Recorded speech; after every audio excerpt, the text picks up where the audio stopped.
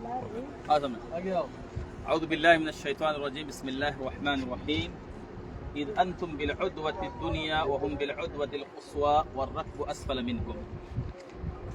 یہ یہاں جو بورڈ لگایا گیا ہے ابھی وزارہ کی جانب سے، اس بورڈ میں سورہ انفال کی آیت نمبر 42 لکھی گئی ہے، جس میں اللہ رب العالمین کا ارشاد ہے، اے اللہ کے نبی آپ اس دن کو یاد کیجئے جب آپ اونچائی پر تھے اور کافر نچلے حصے میں تھے، اور جو ہے پورا قافلہ آپ کے ساتھ تھا۔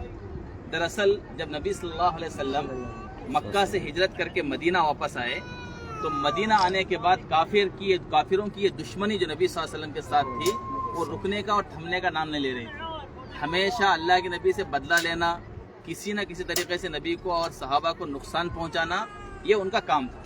تو جیسے ایک سال ختم ہوا، اللہ کے نبی صلی اللہ علیہ وسلم دوسرے سال پہ قدم رکھے تو بدلہ لینے کے غرض سے تقریباً 1000 لوگوں کو ابو جہل نے جمع کیا۔ 1000 لوگ تقریباً ابو جہل کے ساتھ جمع ہوئے۔ ابو جہل نے 1000 سے زائد لوگوں کو لے کر کے اب کافر نبی صلی اللہ علیہ وسلم اور صحابہ پر حملہ کرنے کا ارادہ کیا۔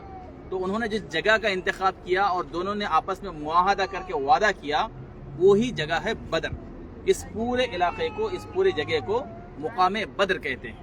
تو نبی صلی اللہ علیہ وسلم تقریباً 313 صحابہ کرام کے ساتھ، صرف 2 گھوڑے تھے نبی صلی اللہ علیہ وسلم کے ساتھ، کچھ ہتھیار تھے نبی صلی اللہ علیہ وسلم کے ساتھ، سامان جنگ کچھ نہیں تھا، صرف اللہ کی ذات پر بھروسہ تھا، اللہ کی ذات پر یقین تھا، توحید غالب آئے گی اس پر یقین تھا، اور مسلمانوں کو کامیابی ہوگی یہ اللہ رب العالمین پر یقین تھا۔ اسی یقین اور بھروسے پر نبی صلی اللہ علیہ وسلم 313 صحابہ کرام کو لے کر کے آئے۔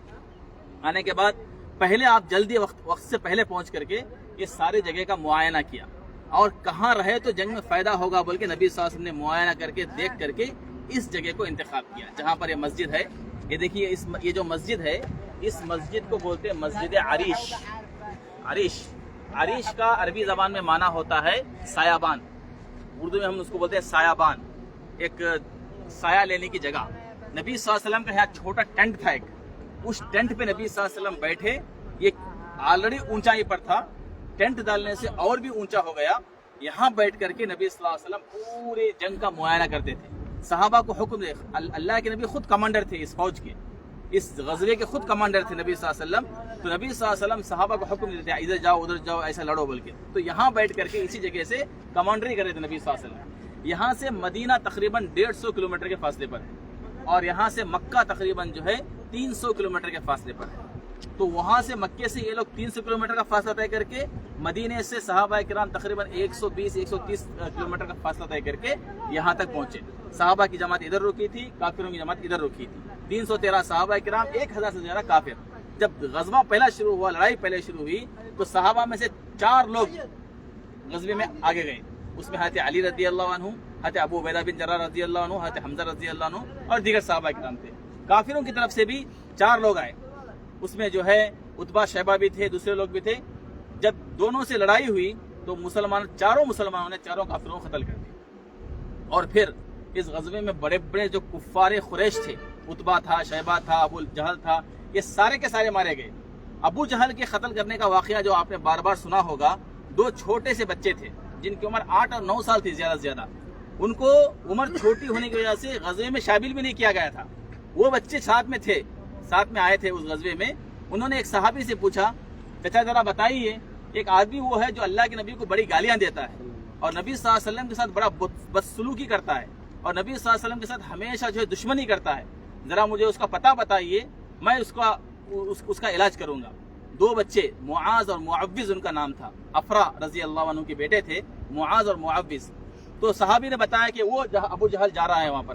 جیسے ہی بتایا، انہوں نے 2 تلواریں لی، اور دونوں تلواریں لے کر دونوں بچے ابو جہل پر ٹوٹ پڑے، اور ایک ہی وار میں ابو جہل کو قتل کر دیا۔ اس لیے مرتے وقت ابو جہل بولتا تھا، یہ میری کیسی بدنصیبی ہے کہ قوم کا کوئی سردار مجھے قتل کرتا تو میرے لیے شرف کی اور عزت کی بات تھی، لوگ قیامت تک کہیں گے کہ ابو جہل جیسے بڑے آدمی کو 2 چھوٹے بچوں نے قتل کر دیا۔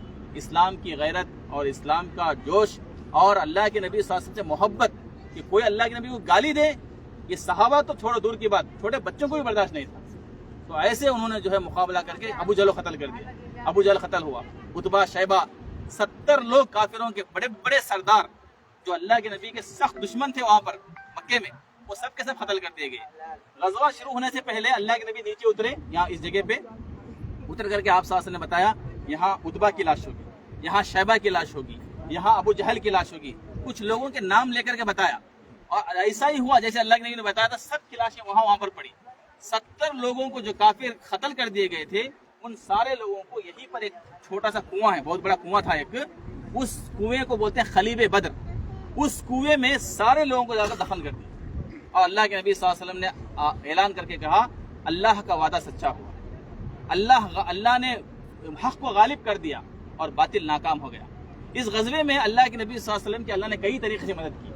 سب سے پہلے تو اللہ رب العالمین نے مسلمانوں کو ہمت دی، کیونکہ 313 کا مقابلہ 1000 سے تھا۔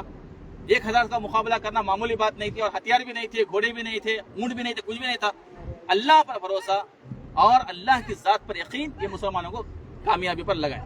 دوسری بات، صحابہ کرام اللہ کے رسول کی بڑی اطاعت اور فرمانبرداری کرنے والے تھے، جو اللہ کے رسول بولے اس پہ کامیابی ہوئی۔ تیسری بات، فرشتوں کے ذریعے اللہ رب العالمین نے اسے مدد فرمائی۔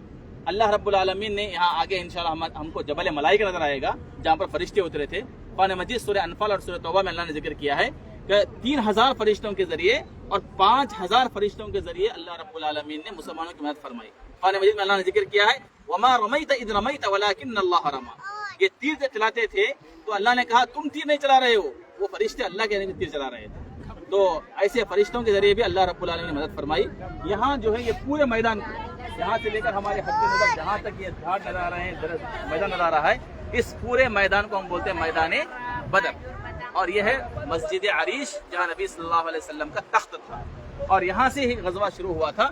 اس میں 70 کافر مارے گئے اور 70 کافروں کو قید کر لیا گیا، قید کر کے ان کو مدینہ لے کر گئے، اور وہاں جو ہے فیصلہ یہ ہوا کہ یہ ہمارے بچوں کو پڑھائیں گے، عربی سیکھیں گے، اور بعد میں ان کو جو ہے اس کے بدلے میں آزاد کر دیا جائے گا۔ تعلیم کی بھی اس میں اہمیت معلوم ہوتی ہے کہ قیدیوں سے نبی صلی اللہ علیہ وسلم نے تعلیم سیکھنے کا حکم دیا۔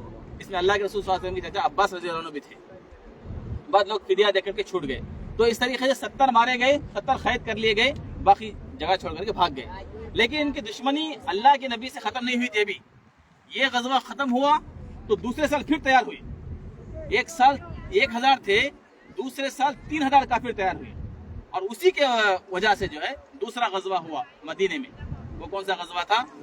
غزوہ احد، دوسرا غزوہ ہوا۔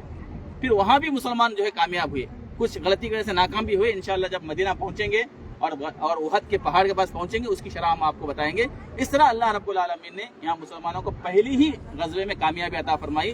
یہ اللہ کی مدد تھی، فرشتوں کے ذریعے اللہ نے مدد کی، اللہ کے نبی نے دعا فرمائی تھی اللہ اس روئے زمین میں اگر آج یہ قوم ہلاک ہوگی تو پھر روئے زمین میں تیری عبادت کرنے والا قیامت تک باقی نہیں رہے گا۔ تو اللہ کے نبی کی اس دعا کی وجہ سے اللہ رب العالمین نے مسلمانوں کی مدد فرمائی اور مسلمان کامیاب ہوئے۔ تو یہ پورا میدان بدر ہے، یہیں پر خلیف بدر بھی ہے اور یہ مسجد عریش ہے۔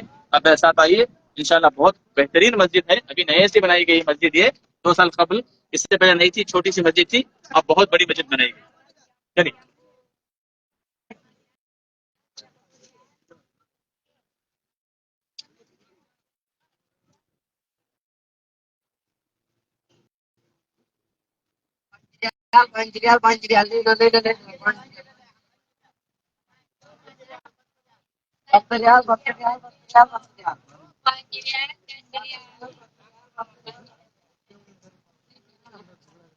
جنگ بدر کا میدان